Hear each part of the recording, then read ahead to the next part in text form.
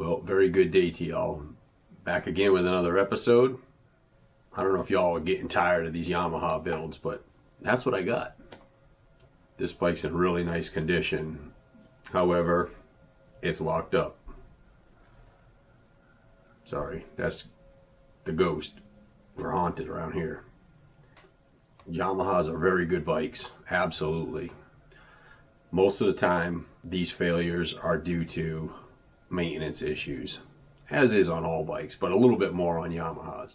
The Yamaha motocrossers are fantastic bikes, and I do a lot of them. The reason I do a lot of them, and the majority of the time, is a failed crankshaft. The reason why is that Yamaha uses what they call a dry sump system. In other words, the engine oil is not contained inside of the crankcase of the engine. It's actually contained in a reservoir. In this particular case, being an 05, the reservoir is actually in the frame.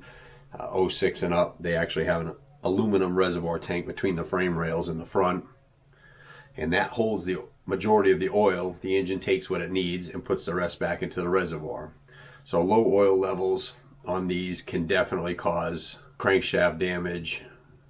I mean, it can in all bikes for sure, even with a wet sump system where the oil is actually in the crankcase and the crank sloshes around in it. Low oil is bad for anything, but it's particular in these Yamahas. So I do a lot of cranks in these things. This bike is locked up. I'm going to assume it's a crank, but I have not pulled it apart yet. And you know what we have to do. You've been here with me before. So in this particular case, I'm going to skip all the formalities. When we come back, I'm going to just rip this engine out and we'll pull it apart on the bench.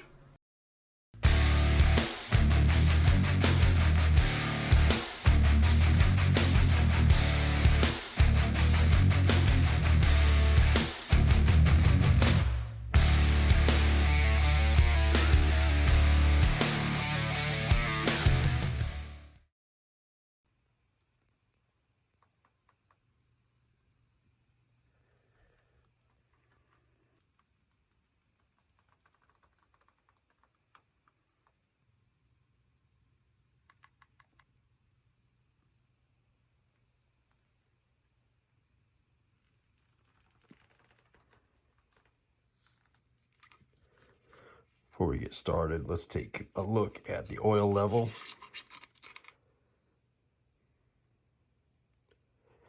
And as you can see, she's definitely low. I can't run it to circulate it. Normally when you check these here, you want to run them for a minute or so and then shut them off and let them sit for a few minutes and then check your oil level. But I'm not seeing anything on this dipstick at all, although I don't know how long it's been sitting.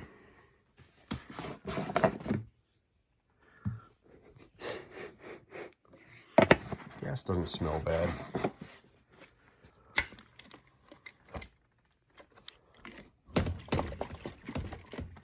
Not seeing any coolant in the radiator. However, this bike is very well taken care of, for sure. So it'll be a pleasure to work on this one.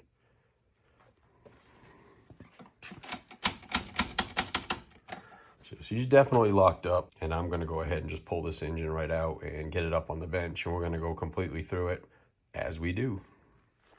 All right, motor out on the bench. Looks pretty good. Don't see any holes right in this area. That's a good thing. She's intact. So let's strip it down.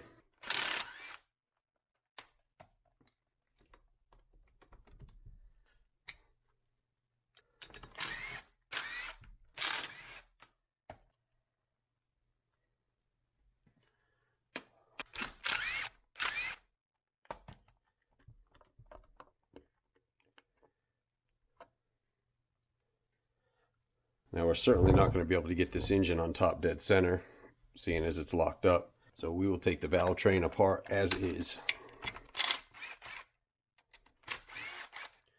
A couple of weird things.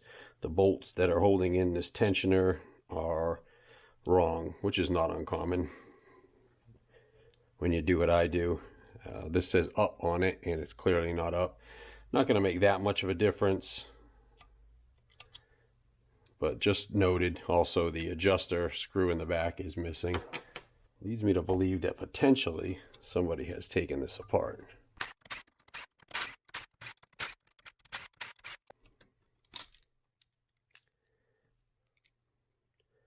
Cam caps, very nice. No damage.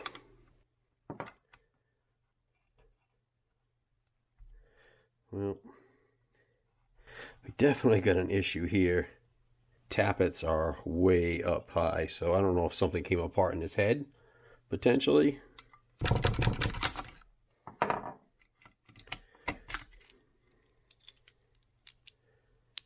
Cam cap is nice as well.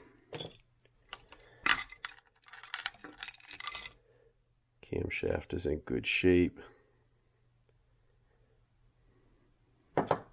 Again, another one has popped up here.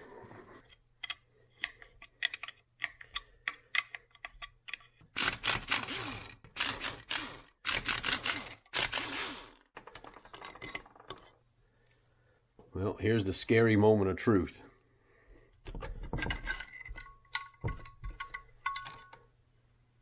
Oh yeah, smoked head. Bummer.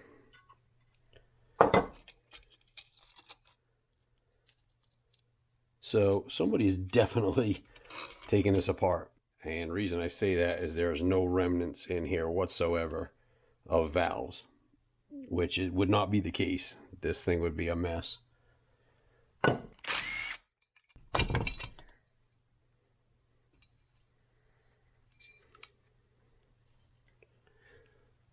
Cylinder's not terrible. We definitely need to measure it. Got a Namura piston in there. That's that fancy Chinese pistons there. Although I'm not going to talk bad about them because I've used them and not had any issues with them.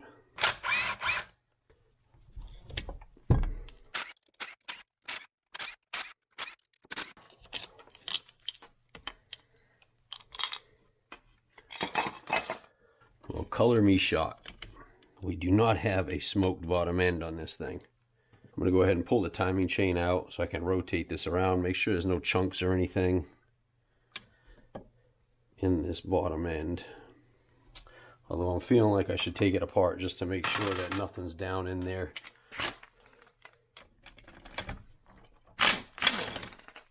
I'm just wondering if I want to be lazy and catch an ass biting, which I don't think so.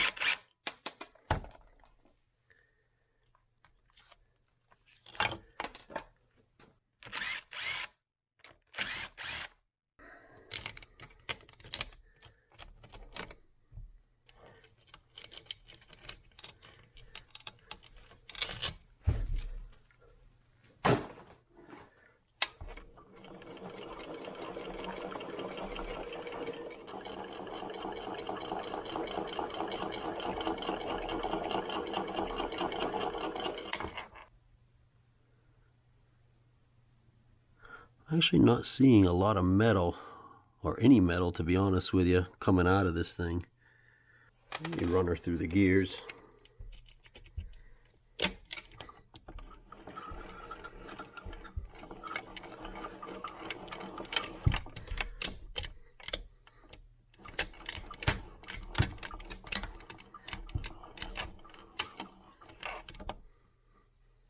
This bottom end actually feels pretty good. What should I do? Should I take it apart, or should I just rebuild this top end? Well, I decided I'm going to take it apart. If you look down inside the oil passage there, I'm not sure if you can see, there's a little chunk of metal in there. So I definitely want to get a good look inside this motor and make sure it's good for the next owner, and they're not going to have any issues. Stuff doesn't even need sockets to come off. maybe I take back what I said about this thing was well taken care of.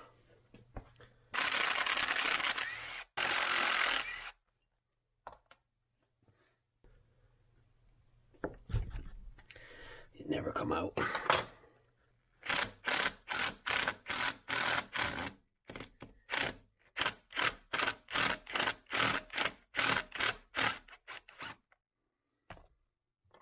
They Loctite these things with a vengeance.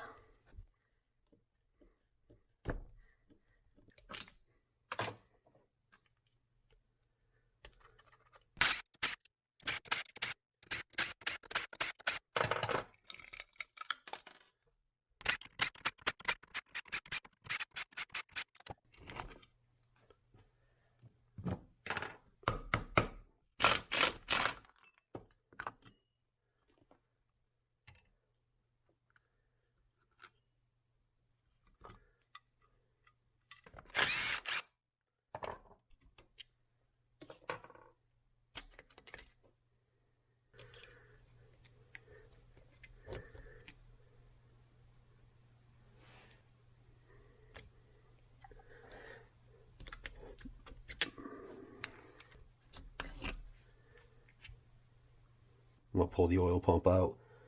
Obviously, take a look at that. Seems like it's pumping fine, but just make sure there's no debris in there. We can give it a good cleaning.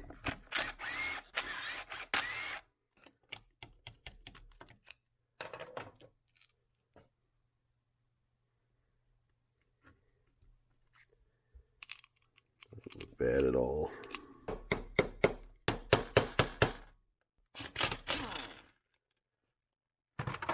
This counterbalance shaft has a flat notch on it that has to be turned so that you can pull it out past the crankshaft. You can see that little flat notch down in there.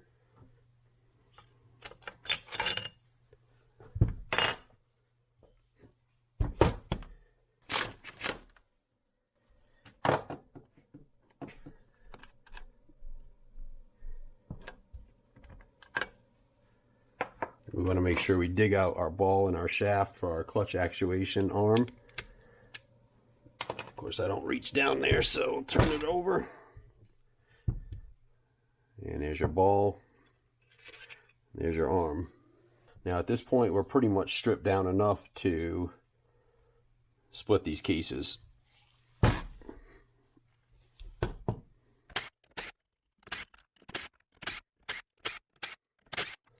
Extremely critical at this point. Make sure you get all your crankcase bolts out.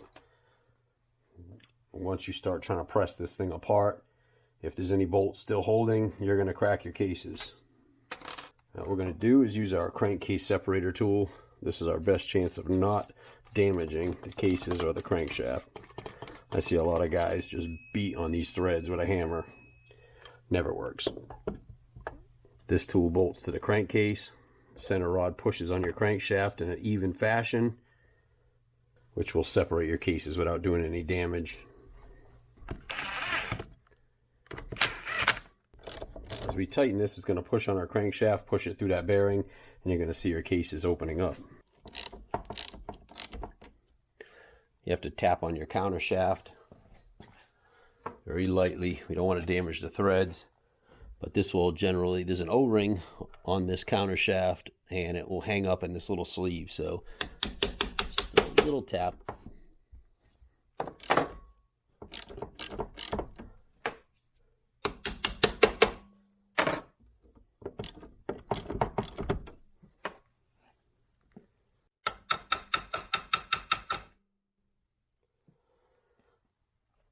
I got a little bit of an issue here with the dowel pin is holding up on this a little, so I'm just going to tap around the case a touch.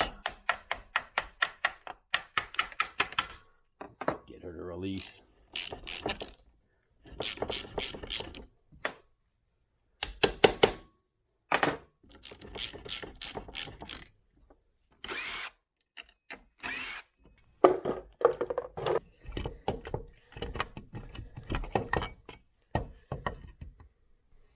Take a closer look at this. So it is certainly not terrible.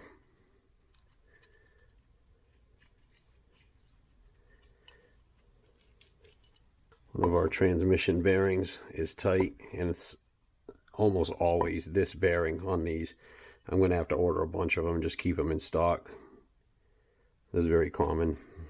But not at all dirty as I was expecting.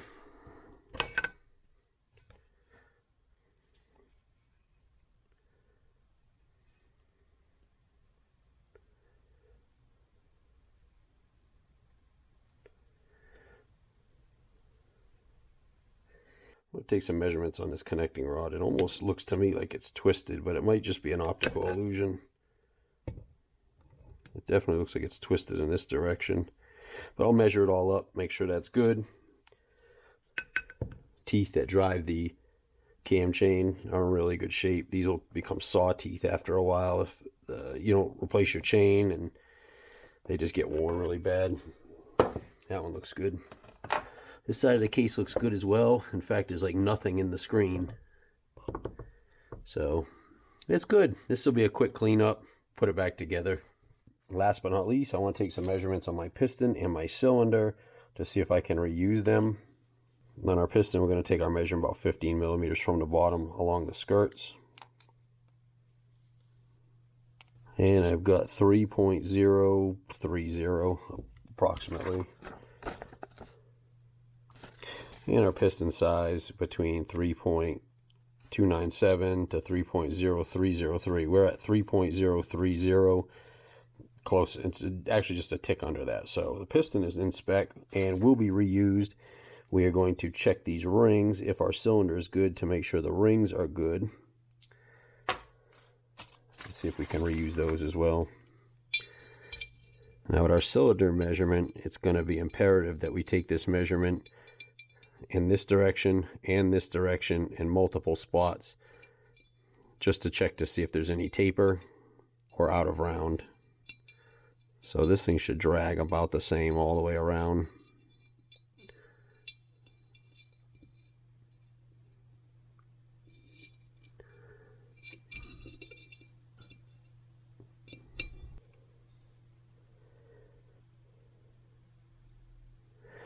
I got 3.031.5 maybe. Yep, 3.0315 to 3.0319 is good.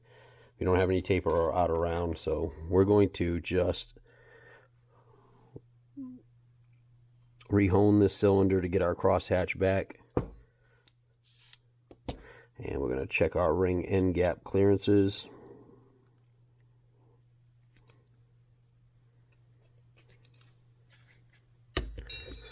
And the way we do that is you put the ring in the cylinder, we square her up with the piston, and we're going to take a measurement of that gap. And we got 0.25 millimeter, which is actually at the upper end of its range, of its limit, but it's still within spec. We're going to reuse it. Well, there we have it, folks. We've got a trashed head. We got to replace the cylinder head. Should be a fairly easy and straightforward repair. I prefer crankshafts as long as they don't come through the block or the engine cases. Cylinder heads can be a little bit pricey. So I'm going to start shopping around for a used one. This is definitely going to be a fixer. We'll get all this cleaned up. When I get the head here, we'll get this engine back together, get it back in the bike, get this thing fired up again, and get it back on the track for the next guy. Looking at our connecting rod, it is absolutely twisted just a little bit, and I'm either going to have to get a crank or get a new connecting rod and get it pressed together. Well, while we're waiting on parts, I want to address this oil reservoir, which is built into the frame. You can see our hoses come out of the bottom of the frame. And what we need to do here is part of the maintenance that needs to be done on occasion, and that's going to be pulling these hoses off. And there's a fitting in here that has a filter that needs to be cleaned. Not cleaning it could certainly cause an oil starvation issue over time, especially if you're lackadaisical about your maintenance. Now, what a lot of people might not know is that on the front side of this, or if you have the newer model with the aluminum frame, 2006 and up, there's a reservoir that's inside of here, an aluminum reservoir, and that'll have a drain on the bottom of it. Not only do you have to drain your engine oil from your crankcase, you also have to drain it from your reservoir. As you can see, this is your drain right on the front of the frame. My oil lines are disconnected, so obviously I'm not going to get anything out of here. But I will pull this and clean it.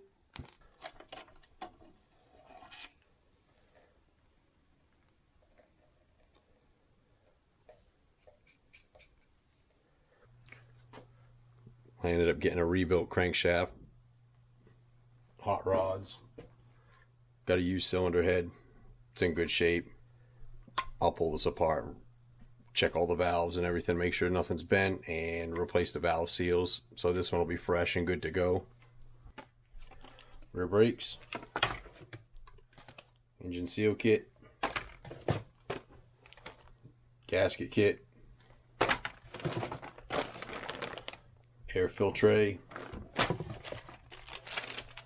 This is a YZ250F, so it needs front wheel bearings. Our bearing for inside our case, and a new timing chain. We got everything to rebuild this engine.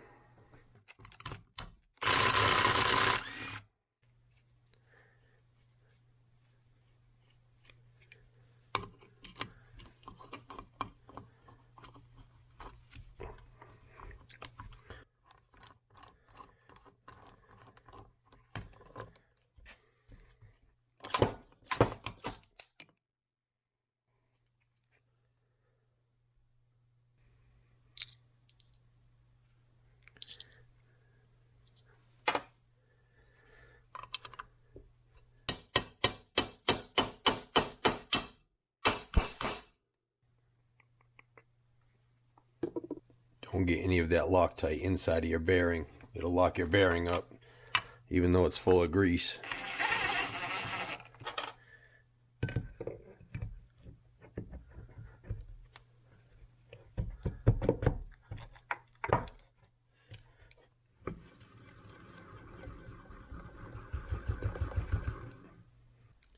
Be sure this dowel pin with the O-ring is on there. And then make sure that your case aligning dowels are in there as well.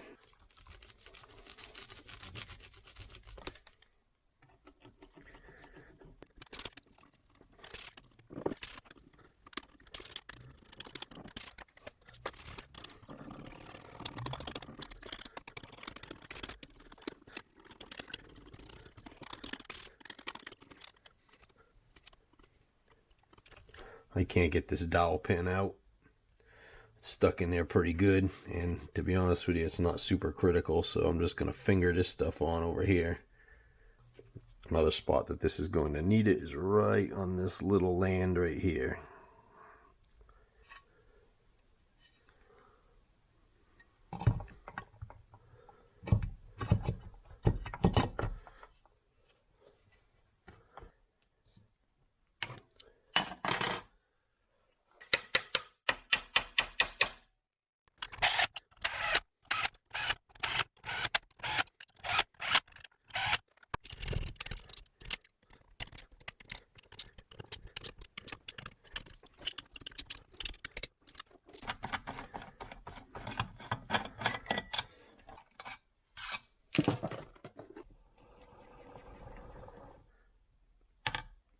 Now this isn't going to be a complete bottom end rebuild tutorial. I've got plenty of those on YZs out here, so we're just going to kind of boot right along.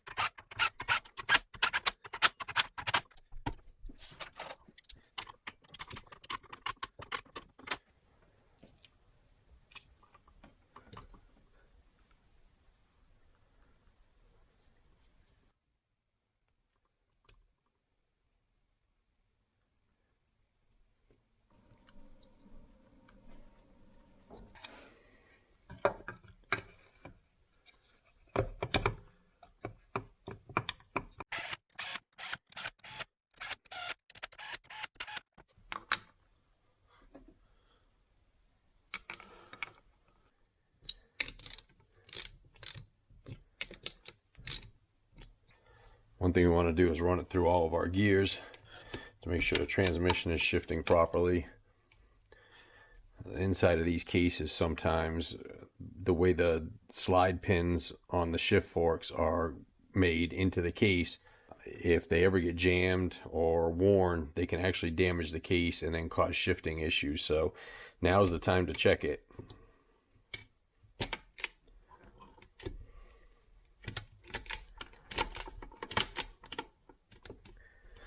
And it feels good.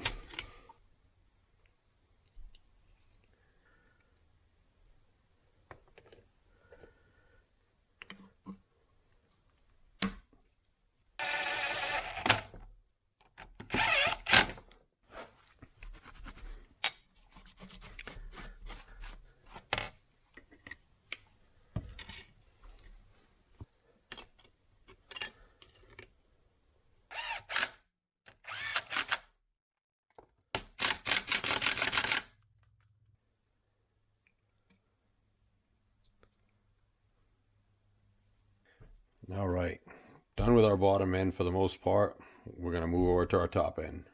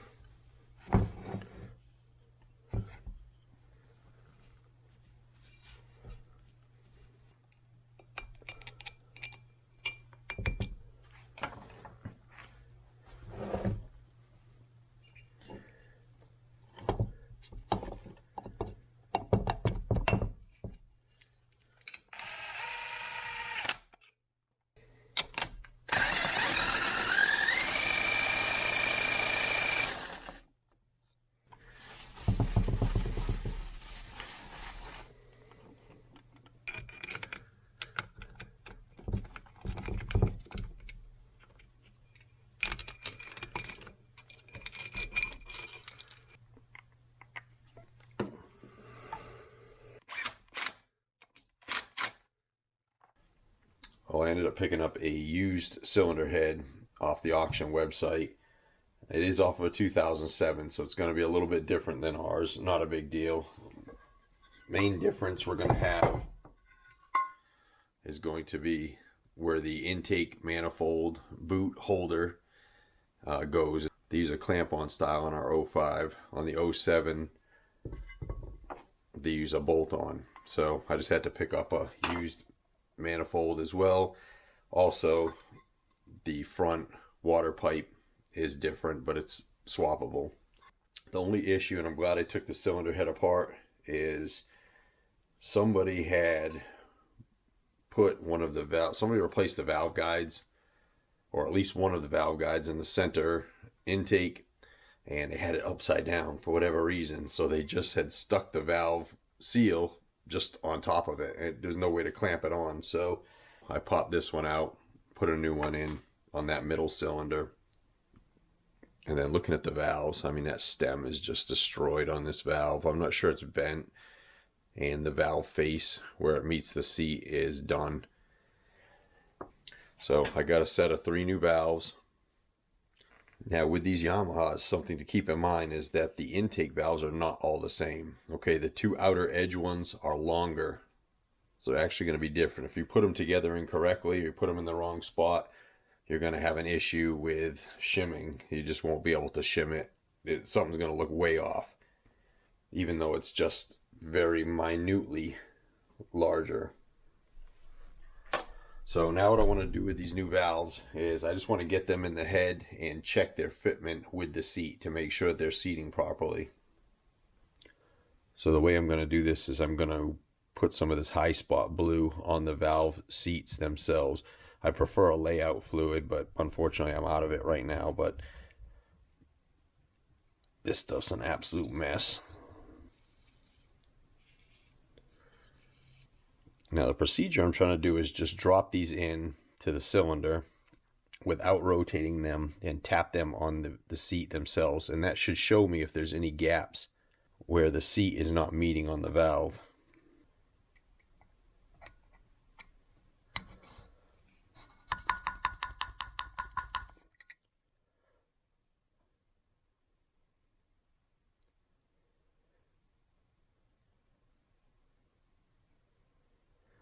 So it's not terrible. It's light, but it is making contact there. So a light valve lapping will work on this one. And again, these two outer ones I'm not too worried about. I'm more worried about this center one that I had to replace the valve guide on it.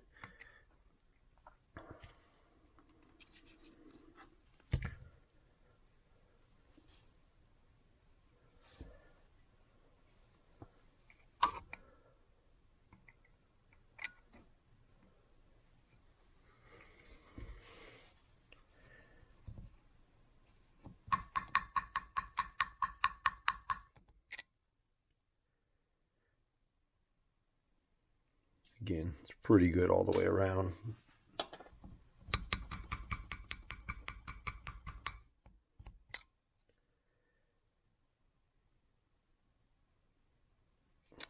Got a big bare spot right there, so that may be an issue, and I may have to recut this valve seat.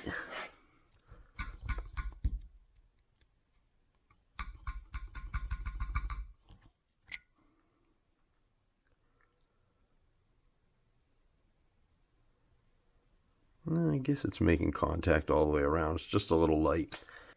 I'll go ahead and lap these in and take a look at what they look like on the valve faces, and then we'll do a seal test on it.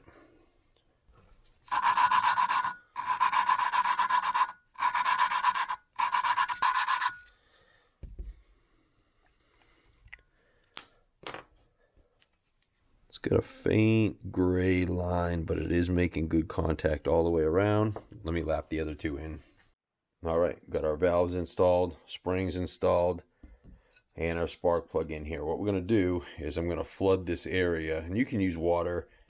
I prefer using a solvent because it's thinner and it will definitely show a leak a lot faster.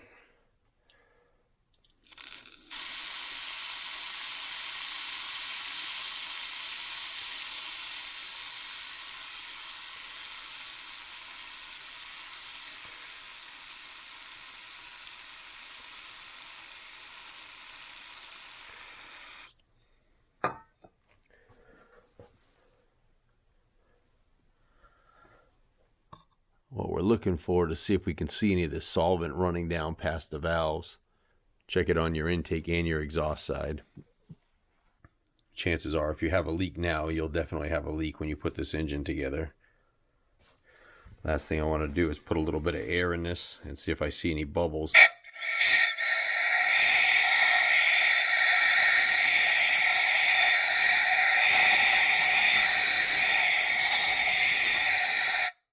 If you had any leaks on these valves, air would escape past the valve itself and you'd see it bubble through.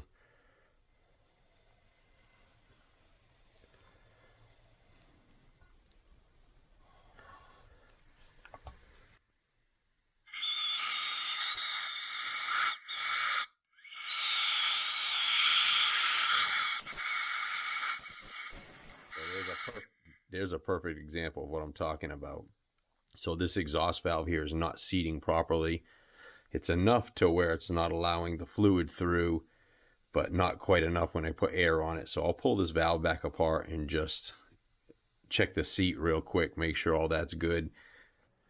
All right, got my cylinder head sorted, all the valves shimmed properly. Let's join these two in holy matrimony.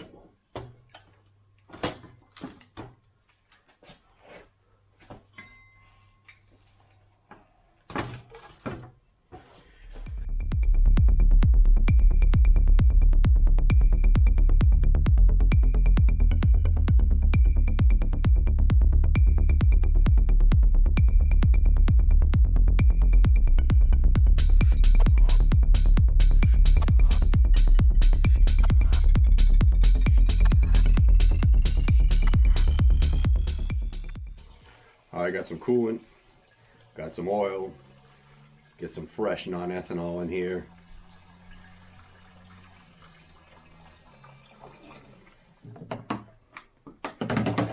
You're a thirsty bugger. You clean me right out.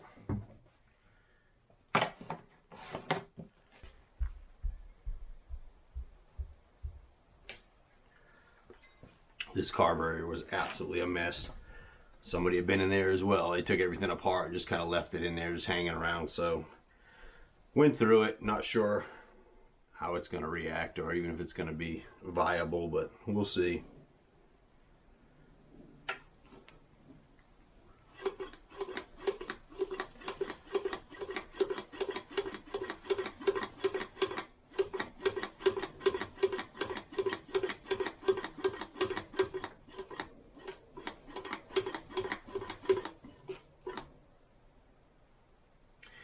We've got a leak coming out of the bottom of the carburetor.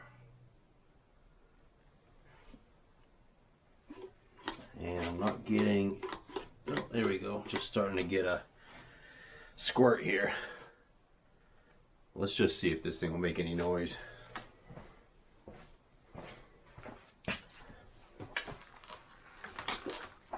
Oh, got a ton of compression.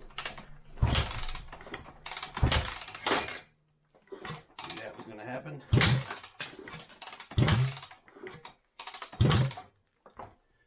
Maybe too much.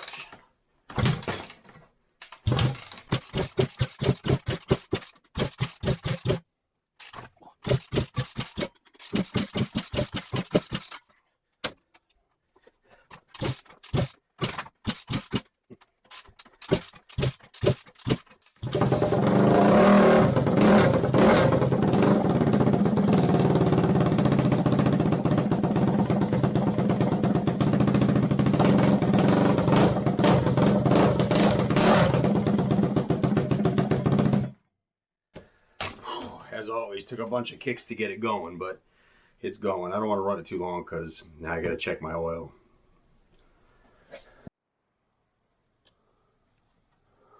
As it turns out, it's leaking around these O-rings where the inlet goes in. Pretty easy fix.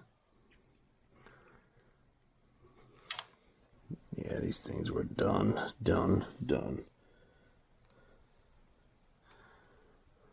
They feel like plastic, they're so hard.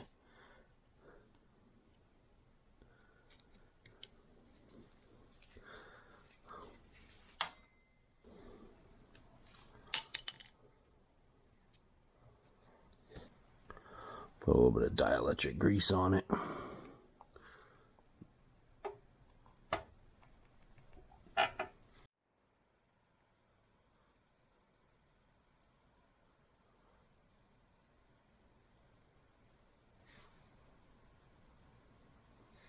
I'll just give this another shot.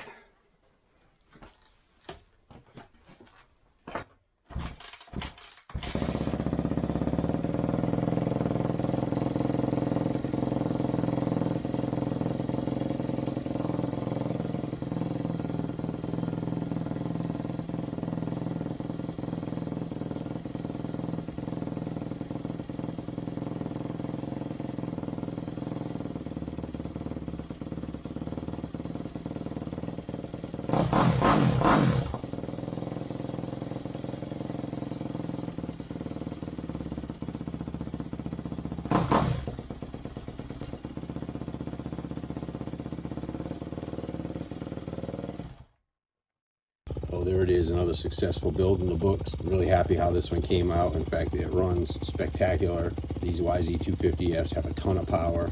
But with that said, I want to say thank you very much for watching. As always, your support means more than you know. I appreciate each and every one of you. If you haven't already, please consider subscribing. It doesn't cost you anything and it helps the channel out significantly. Share this video with your friends, hit that thumbs up, and leave comments. Thanks again for watching, and we'll see you on the next one.